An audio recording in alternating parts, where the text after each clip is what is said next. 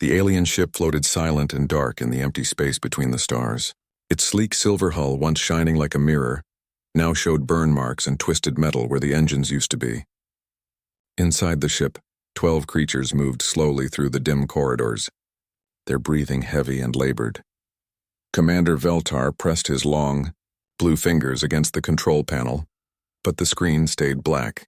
His people, the Zilithians, were known across the galaxy for building the best ships and the smartest computers. But none of that mattered now. Their ship, the Harmony's Edge, was dying, and they were dying with it. "How much air do we have left?" Veltar asked his engineer, a female named Kessera. Her large silver eyes looked tired, and her normally perfect posture had begun to slump. "Maybe 10 more days," she said quietly. "The recycling systems are failing. The quantum drive explosion damaged everything." Veltar nodded slowly. It had been 18 days since they hit the space storm. 18 days since their engines exploded and left them drifting in this empty part of space. They had sent out emergency signals every day, but no one was coming. No one even knew they were here. The other crew members gathered in the main room, their tall, thin bodies moving like shadows in the weak emergency lighting. They had been explorers once, scientists who traveled the galaxy to study new worlds and make friends with other species. Now they were just waiting to die. "I've checked the star maps again," said their navigation officer, a young male named Threxon. "The nearest inhabited system is 47 light-years away. Even if someone heard our signals, they would take months to reach us." The crew sat in silence. They all knew the truth. The hegemony, the great empire that ruled most of the galaxy, had better things to do than search empty space for one lost ship. Other alien races were too afraid of the hegemony to venture into unknown areas. The peaceful traders and explorers like themselves didn't have ships powerful enough to make such long journeys. Kessera spoke up from her corner. "I could try to repair the quantum communicator one more time. Maybe we could send a stronger signal." "Save your strength," Veltar told her gently. "We've tried everything." The explosion damaged too many systems. Outside their ship, space looked the same as it always did. Billions of stars shined in the distance, but none of them offered hope. The Harmony's Edge had been traveling through this region because it was supposed to be empty. They were studying the strange space storms that happened here, far from any inhabited worlds. The irony was not lost on Veltar. They had come here because it was safe, because no one else would bother them while they did their research. Now that same isolation was going to kill them. "Do you think the data core survived?" asked Dr. Mathena, their chief scientist. "Our research on the space storms could help other explorers avoid what happened to us." "The core is intact," Kessera confirmed. "But without power, we can't transmit it anywhere." Veltar stood up slowly, his joints aching from the cold that was creeping through the ship as the heating systems failed. He walked to the small window and looked out at the stars. His people believed that when they died, their spirits would join the cosmic winds that blew between the worlds. Soon, he thought, he would find out if that was true. "We should record our final messages," he said to the crew, "for whoever finds our ship someday." The crew members nodded and began to move toward the recording station. But before anyone could reach it, a sharp beep came from the sensor console. Everyone froze. "What was that?" Veltar asked. Threxon rushed to the sensors, his hand shaking as he worked the controls. The readings were impossible. "Commander, I'm detecting a massive energy signature. Something big is coming this way." "How big?" Veltar asked, hope and fear fighting in his voice. "Bigger than anything in our databases," Threxon replied. It's enormous." The crew gathered around the sensor station, watching the readings with wide eyes. Whatever was coming toward them generated more power than a hegemony battleship, but the energy patterns were strange, unlike anything they had ever seen. "Could it be a hegemony vessel?" asked Dr. Mathena. "Maybe a new design?" "The power signatures don't match," Threxon said, studying the data.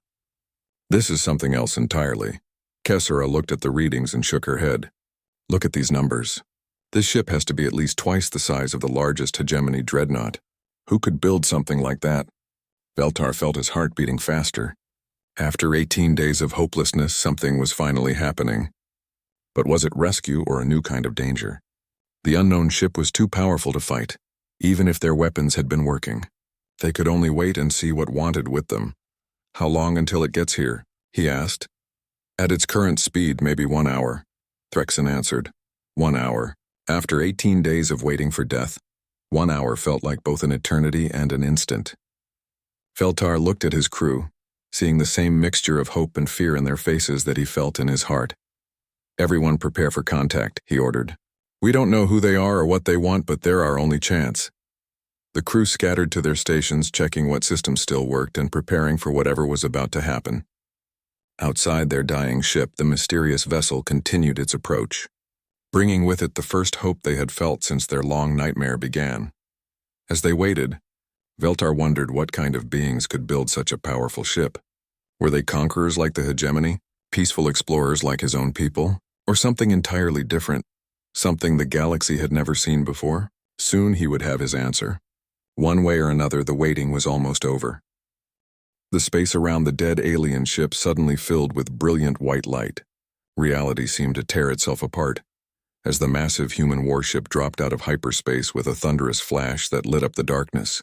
The USS Dakota emerged from the light like a metal mountain, its gray hull scarred by countless battles among the outer colonies. Captain Jake Morrison stood on the bridge, his weathered face serious as he studied the alien vessel on his main screen. At 52 years old, he had seen plenty of strange things during his 20-year career, but he had never seen a ship quite like this one.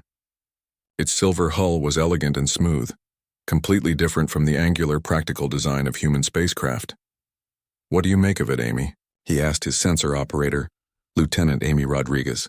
The young woman bent over her console, her fingers dancing across the controls as she gathered data. "It's definitely alien, Captain," she reported. "Hull material is some kind of advanced alloy I've never seen before. The ship is about 300 meters long, but it's completely dead in space. I'm reading multiple hull breaches and what looks like engine damage." Morrison nodded thoughtfully. In the 3 years since humanity had developed faster-than-light travel, they had explored dozens of star systems without finding any signs of intelligent life. Now in the middle of nowhere, they had stumbled across their first alien contact. "Any life signs?" he asked. Dr. Lisa Chang, the ship's chief science officer, looked up from her station. "I'm detecting 12 life forms aboard the alien vessel. Their life signs are weak and getting weaker. Whatever happened to them, they're in serious trouble." Morrison walked to the front of the bridge, his hands clasped behind his back. The Dakota was a military vessel, designed to protect human colonies from pirates and other threats. But his crew had trained for many situations, including first contact with alien species. "Sir," said Lieutenant Commander Ryan Pierce, the ship's executive officer, "we don't know anything about these aliens. They could be hostile. Maybe we should keep our distance and report back to Earth Command." Morrison looked at the alien ship again. Its elegant design suggested a peaceful purpose, not a warship. More importantly, whoever was aboard was dying. As a military officer, he had learned to make quick decisions. As a human being, he knew right from wrong. "Negative, Ryan," he said firmly. "We're not going to sit here and watch them die. I'll stop. Prepare a boarding party." The bridge crew exchanged glances. First contact with an alien species was supposed to be handled by diplomats and scientists, not a military rescue mission. But Morrison had made his decision, and they trusted their captain's judgment. "Dr. Chang, I want you to prepare emergency medical supplies," Morrison ordered. "We don't know their biology, but maybe we can help stabilize them. Amy, scan their ship for atmospheric composition. I want to know if we can breathe over there." "Already on it, sir," Rodriguez replied. "Their atmosphere is mostly nitrogen and oxygen, similar to Earth standard. We should be able to work in there with basic breathing gear." Pierce organized the boarding party while the ship's engineers prepared portable life support equipment. Morrison watched the preparations with satisfaction. His crew was responding exactly as he had trained them, quickly, efficiently, and with a clear focus on helping others. "Captain," Dr. Chang called out, "I'm picking up some kind of energy discharge from their ship. It looks like they're trying to communicate. Can you translate it?" "Working on it now, sir. Their communication method is completely different from anything we use, but the computer is starting to recognize patterns." Morrison nodded. "Keep working on it." "Ryan, is the boarding party ready?" "Ready, sir. Emergency medical supplies, portable atmosphere generators, and repair equipment are loaded." "Good. Take Dr. Chang with you. If anyone can figure out how to communicate with them, it's her." The boarding party moved through the airlocks and across the short distance between the two ships. Pierce felt the weight of history on his shoulders as he prepared to become the first human to meet an alien species face to face. The alien ship's airlock was damaged, but their engineers managed to cut through the hull and create a safe entry point. Pierce led his team inside, portable lights cutting through the darkness of the dead corridors. The first thing they noticed was how cold it was. Their breath formed clouds in the frigid air, and ice crystals had formed on the walls where moisture had frozen. The second thing they noticed was how beautiful the ship was. Even damaged and dying, it showed incredible craftsmanship and artistic design. "This way," said Chief Petty Officer Maria Santos, following her scanner readings toward the life signs. They're gathered in what looks like their main compartment. The rescue team moved carefully through the alien ship, setting up portable heaters and atmosphere recyclers as they went. When they finally reached the main compartment, they stopped in amazement. 12 tall, slender beings sat huddled together in the center of the room. Their skin was pale blue, and their large silver eyes reflected the humans' flashlights like mirrors. They wore simple, elegant clothing that seemed to shimmer in the light. One of the aliens, clearly their leader, stood up slowly. He was taller than the humans, maybe 7 feet, with long limbs and graceful movements despite his obvious weakness. He looked at the rescue team with a mixture of hope and fear. Dr. Chang stepped forward, holding her translation device. The computer had been analyzing the alien communications during their approach, and she hoped it had learned enough to make basic contact possible. "We help you," she said slowly, the device translating her words into a series of musical tones. The alien leader's large eyes widened in surprise. He responded with his own musical sounds, which the device struggled to translate. "They thank us," the translation came through. "They not understand. Why, we help." Dr. Chang looked back at Pierce, who nodded encouragingly. She turned back to the alien leader and spoke again. "We help because you need help." The concept seemed to confuse the alien. He spoke rapidly to his companions, their musical language filling the cold air. Dr. Chang could see that they were having trouble understanding why complete strangers would risk their lives to save them. Pierce stepped forward and began directing his team to set up the emergency equipment. The humans worked quickly and efficiently, installing heaters, air recyclers, and medical monitoring devices. The aliens watched in fascination as their dying ship slowly began to warm up, and their air became breathable again. For the first time in 18 days, the alien crew began to hope they might survive. And for the first time in human history, 2 species had met in peace, brought together by simple human compassion in the vast darkness of space. 3 days later, the alien ship hummed with new life. Human engineers worked alongside their alien counterparts, sharing tools and knowledge despite the language barrier. The Dakota's crew had managed to restore basic power to the Harmony's edge, and the translation systems were improving by the hour. Captain Morrison sat across from Commander Veltar in the alien ship's restored meeting room. Dr. Chang sat beside him, her translation device now sophisticated enough to handle complex conversations. The alien leader had insisted on formal introductions between the 2 captains, following what he called proper diplomatic protocols. "Your people have done the impossible," Veltar said. His musical voice translated into clear English. "We had given up all hope of survival. Why did you help us?" Morrison leaned back in his chair, considering how to explain human nature to a being from another world. "Because you needed help," he said simply. "That's what people do. At least that's what they should do." Veltar's large silver eyes studied the human captain with obvious confusion. "But we are strangers to you. Our species have never met before. What do you gain by saving us?" "We gain the knowledge that we did the right thing," Morrison replied. "Sometimes that's enough." Dr. Chang watched the alien commander process this concept. His facial expressions were subtle but readable, confusion giving way to something that might have been wonder. She had been studying Zilithian behavior for days now, and their reactions suggested a species that had forgotten what unconditional kindness looked like. "Captain Morrison," Veltar said carefully, "I must tell you something important about the galaxy you have entered. My people, the Zilithians, have traveled among the stars for over 1,000 years. In all that time, we have never encountered a species that would help strangers without expecting payment or advantage." Morrison frowned. What do you mean? Veltar gestured to Dr. Chang, and she activated a holographic display that showed a map of local space. Hundreds of star systems glowed in different colors, representing various alien civilizations and their territories. This is the known galaxy, Veltar explained. Most of it is controlled by the hegemony, a vast empire that enslaves any species they consider useful and destroys those they do not. The remaining free worlds live in constant fear, forming alliances only when absolutely necessary for survival. Morrison studied the map, noting how small the uncontrolled regions were compared to the hegemony's territory. Where do humans fit in this picture? You don't, Veltar said quietly. According to our star charts, your region of space is considered a dead zone. The hegemony believes nothing of value exists in your area of the galaxy. Dr. Chang leaned forward.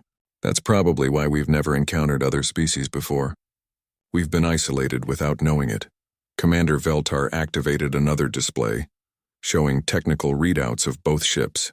Captain Morrison, I must tell you something that may be difficult to believe. Your ship, which you consider a normal military vessel, would be classified as a superweapon by galactic standards. Morrison looked skeptical. The Dakota is a good ship, but she's nothing special. We built dozens like her. Your defensive shields alone generate more power than most battleships, Veltar continued. Your weapon systems use kinetic energy at velocities we thought impossible to achieve. Your reactor output exceeds anything in the hegemony fleet except their largest space stations. Chief Petty Officer Santos, who had been working with the Zalithian engineer Kessera, joined the conversation. Commander Veltar, I've been comparing our technical specifications with Kessera. Our standard railgun systems fire projectiles at 20% of light speed. She tells me that's faster than anything in your weapons databases. Morrison began to understand the implications. You're saying that human technology developed differently because we were isolated? Exactly, Veltar replied. Most galactic civilizations have focused on energy-based weapons and gravitational manipulation for centuries. You continued developing kinetic weapons and nuclear reactors. What you consider primitive is actually devastating by our standards. Dr. Chang pulled up the technical comparison on her tablet. The differences were startling. Human weapons punched through energy shields like they weren't there. Human engines generated thrust using controlled fusion reactions that other species considered too dangerous to use on spacecraft.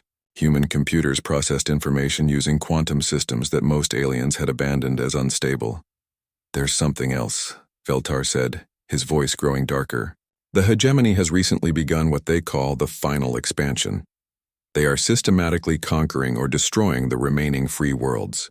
My ship was carrying intelligence about their plans to attack the Centauri Collective, one of the last peaceful alliances in the galaxy. Morrison felt the weight of responsibility settling on his shoulders. What happened to your ship? How did you end up stranded here? We were fleeing from a hegemony patrol when we encountered the space storm, Veltar explained. Our quantum drive overloaded trying to escape into hyperspace. The explosion damaged our engines and left us stranded. Santos whistled low. Captain, if their patrol ships are still in the area, we might have company soon. How long ago was this? Morrison asked. 26 days ago, Veltar replied. Hegemony search patterns are systematic. They will eventually expand their search to this region. Morrison stood up and began pacing, his military mind analyzing the situation. Humanity had stumbled into a galactic war without knowing it existed. They possessed superior technology but had no knowledge of the political situation. Most importantly, they had found allies who desperately needed help. Commander Veltar, Morrison said finally, what would happen if the hegemony discovered that humans exist? Veltar's expression grew grim. They would classify your species as a threat and move to eliminate you before you could interfere with their plans. The final expansion includes the complete subjugation of this entire galactic region. Dr. Chang looked up from her datapad. Captain, according to these intelligence reports, the hegemony has already destroyed 12 species in the past year alone. They're not interested in negotiation or coexistence. Morrison stopped pacing and looked directly at Veltar. If we helped you get this intelligence to the Centauri Collective, what would happen? The free worlds might have enough warning to prepare a defense, Veltar said. But Captain, you must understand the risks. Once you act against the hegemony, there can be no going back. They will hunt your people to extinction. Morrison nodded slowly. He thought about the human colonies scattered across dozens of worlds, unaware of the danger approaching from deep space. He thought about the peaceful aliens who had been enslaved or murdered while the galaxy watched in fear. Most of all, he thought about what it meant to be human in a universe that had forgotten the meaning of compassion.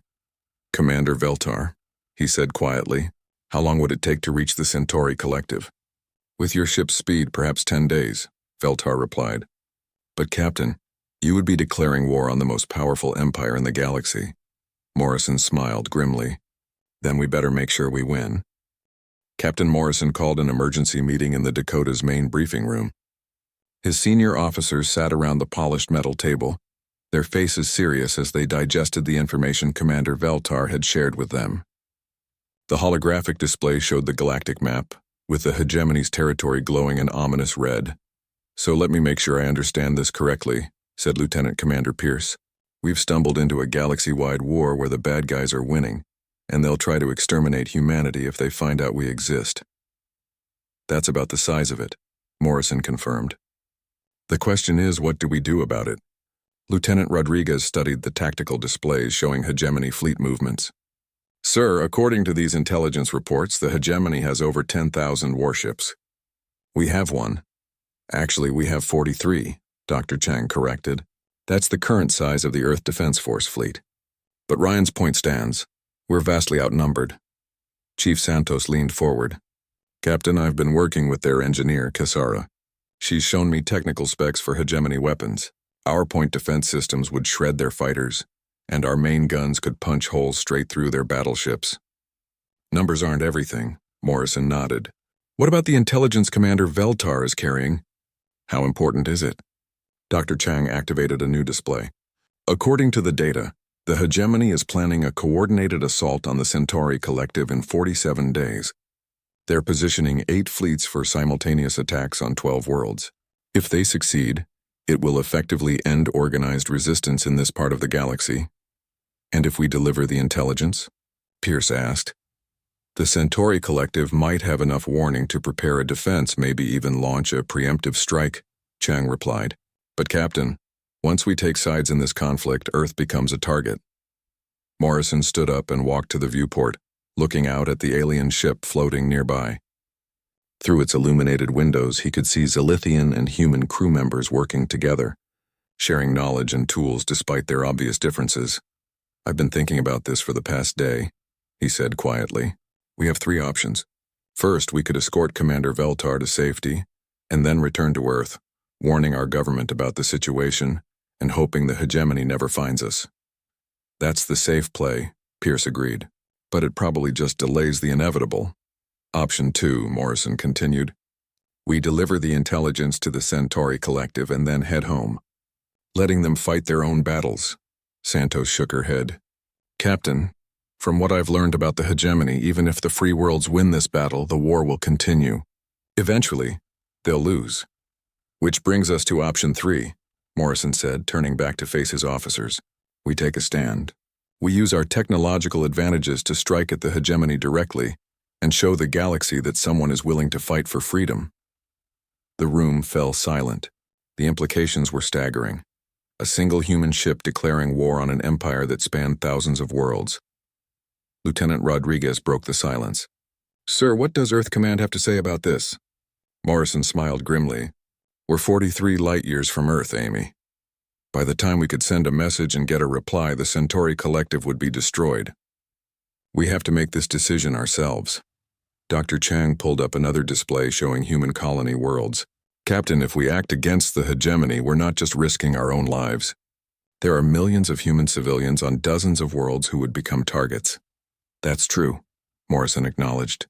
"But according to the intelligence reports, the hegemony's expansion plans already include our region of space.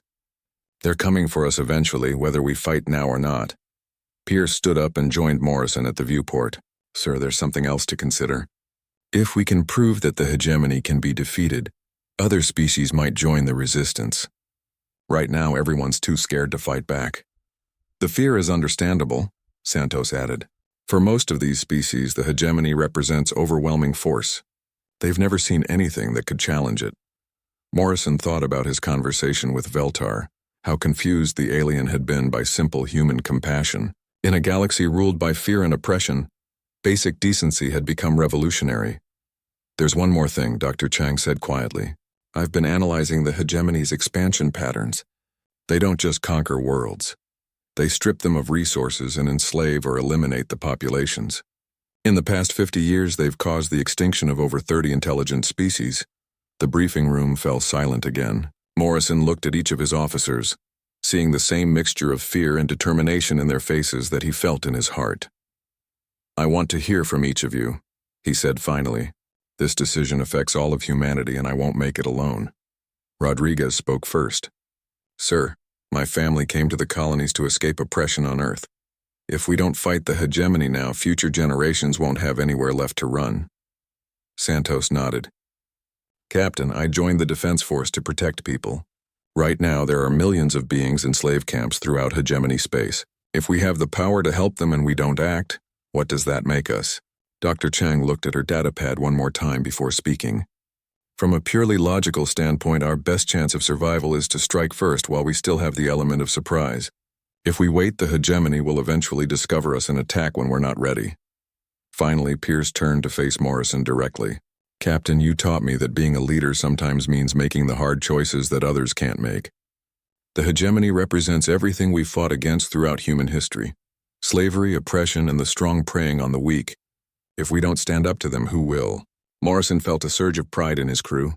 They understood the risks, but they also understood what it meant to be human. In a galaxy that had forgotten about courage and compassion, they were willing to remind everyone what those values could accomplish. "All right then," he said, his voice carrying the weight of command. "We're going to do something that most people would call impossible. We're going to take on the hegemony and win." He activated the ship's communication system, opening a channel to the entire crew. "This is the captain. In 5 minutes, I'm going to address the crew about our mission. What I'm about to tell them will change the course of human history." Morrison looked out at the stars one more time, thinking about the choice he was about to make. Somewhere out there, millions of beings waited in chains, hoping for liberation that might never come. Today, he decided, that hope would become reality. "Prepare for ship-wide announcement," he told his communications officer. "It's time to let the galaxy know that humanity has arrived." The USS Dakota dropped out of hyperspace at the edge of the Nexus Prime system, her sensors immediately detecting the massive hegemony installation ahead. The space station was enormous, easily 5 kilometers long, with docking bays that could hold hundreds of ships. Around it, 5 hegemony warships patrolled in a defensive formation. Captain Morrison stood on his bridge, watching the tactical display with grim satisfaction. According to Commander Veltar's intelligence, Nexus Prime was where the hegemony processed captured populations from conquered worlds. Thousands of beings from dozens of species were held in the station's prison levels, waiting to be sold as slaves or sent to labor camps. "Sensor reading complete, Captain," reported Lieutenant Rodriguez. 5 heavy cruisers, each about 800 meters long. The station is protected by defensive shields and appears to have multiple weapon batteries. "Life signs?" Morrison asked. Dr. Chang checked her scanners. "Approximately 50,000 beings aboard the station, sir. Most of them appear to be prisoners based on the biosigns coming from the lower levels." Morrison nodded. The intelligence had been accurate. This was exactly the kind of target that would send a message to the galaxy. A hegemony stronghold that represented everything wrong with their empire. Signal from the station. "Captain," the communications officer announced. "They're demanding we identify ourselves and state our business." "Open a channel," Morrison ordered. "This is Captain Jake Morrison of the United Earth Defense Force. Nexus Prime is now under human protection. Release all prisoners immediately and surrender your vessels." The response was immediate. Harsh alien voices filled the bridge, translated by the computer into contemptuous laughter. "Unknown vessel, you will withdraw immediately or be destroyed. The hegemony does not negotiate with primitives." "I gave them a chance," Morrison said quietly. "Battle stations. All hands prepare for combat." Admiral Zefka, the hegemony commander of Nexus Prime, studied the unknown ship on his tactical display. It was smaller than his heavy cruisers, but radiated more power than anything in his databases. Still, he had conquered 47 worlds and destroyed countless rebel ships. One vessel, no matter how unusual, could not challenge the might of the hegemony. All ships attack formation, he ordered. Destroy the intruder. The 5 hegemony warships moved with practiced precision, their plasma cannons charging as they closed the distance. Their shields shimmered with energy, and their crews prepared for what they expected to be a brief battle. On the Dakota, Morrison watched the enemy ships approach. Range to targets? 50,000 kilometers and closing, Rodriguez reported. They're charging weapons. Fire when ready, all batteries. The Dakota's main railguns spoke with thunder that echoed through the ship's hull. Solid tungsten projectiles, accelerated to 20% of light speed, crossed the distance between ships in seconds. The hegemony crews had barely enough time to register the incoming fire before the projectiles struck. The first hegemony cruiser simply disintegrated. Its energy shields, designed to disperse plasma bolts and laser beams, offered no protection against solid matter traveling at relativistic speeds. The tungsten projectile punched completely through the ship and continued into space, leaving nothing but debris and escaping atmosphere. The second cruiser tried to evade, but human targeting systems tracked its movements with computer precision. Another railgun volley tore through its engine section, leaving it spinning helplessly as secondary explosions ripped through its hull. Admiral Zefka stared at his tactical display in shock. 2 of his ships had been destroyed in less than 10 seconds. What kind of weapons are those? He demanded. His tactical officer's voice shook as he replied. Admiral, they're using kinetic projectiles at impossible velocities. Our shields can't stop solid matter moving that fast. The remaining 3 hegemony ships opened fire with their plasma cannons, sending streams of superheated gas toward the human vessel. The Dakota's point defense systems responded instantly, tracking and intercepting the plasma bolts with precision laser fire. The few shots that made it through dissipated harmlessly against the ship's deflector shields. Their weapons are useless against us, Pierce observed from his position at the tactical station. It's like they're throwing rocks at a tank, Morrison nodded. Target the station's weapon batteries. I want those prisoners protected. The Dakota's secondary guns swiveled toward Nexus Prime, firing controlled bursts that surgically removed the station's defensive weapons without damaging the prison sections. Each shot was calculated to disable rather than destroy, showing a level of precision that left the hegemony defenders stunned. The third enemy cruiser attempted to flee, its captain finally understanding that his ships were hopelessly outmatched. But the Dakota's faster-than-light interdictor field activated, preventing any ship in the area from entering hyperspace. No one leaves, Morrison said grimly. Signal the remaining ships. They can surrender or be destroyed. 2 of the hegemony captains chose surrender, shutting down their weapons and shields in defeat. The third captain, driven by pride or desperation, attempted one final attack. His ship accelerated toward the Dakota in a suicide run, hoping to ram the human vessel. Chief Santos, monitoring the weapons console, shook her head. Captain, his ship won't even scratch our hull at that speed. Disable him, Morrison ordered. A single railgun shot removed the cruiser's bridge section, leaving the ship intact but powerless. In less than 15 minutes, the battle was over. 5 hegemony warships had been defeated by a single human vessel without taking any damage in return. Admiral Zefka sat in his command chair aboard the station, staring at the human ship in disbelief. In over 30 years of service, he had never seen anything like it. The unknown vessel had casually destroyed his entire fleet using weapons he didn't understand, and technology that seemed impossible. Sir, his communications officer said quietly, the human captain is hailing us again. Zefka activated the communication channel, his voice hollow with defeat. This is Admiral Zefka. What are your terms? Morrison's voice came through the speakers, calm but implacable. Immediate release of all prisoners.